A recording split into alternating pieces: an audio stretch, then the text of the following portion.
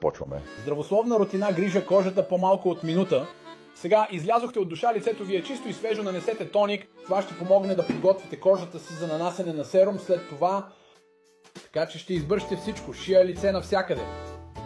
Имаме бърз младежки серум, фини линии и бръчки. Няма да го правим точно сега, но имаме серум за безвъзрастно обновяване. Това анти-ейдж обновяване е като храна за кожата. Ще го нанеса по цялата шия. Уши. Усеща се невероятно. Мирише добре. Има нещо като масло от син лотос. Няма аромати, няма фталати, няма парабени, няма луди химикали, които не можете да произнесете. И накрая нашият увлажнител, няколко помпи по цялата кожа. Отново мирише страхотно. Не оставя никакви мазни остатъци.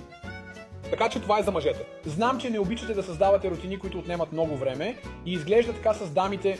Те прекарват толкова много време и изглежда, че за по-малко от минута здравословна грижа за кожата 2 пъти на ден ще бъде най-доброто нещо, което сте направили за себе си от дълго време.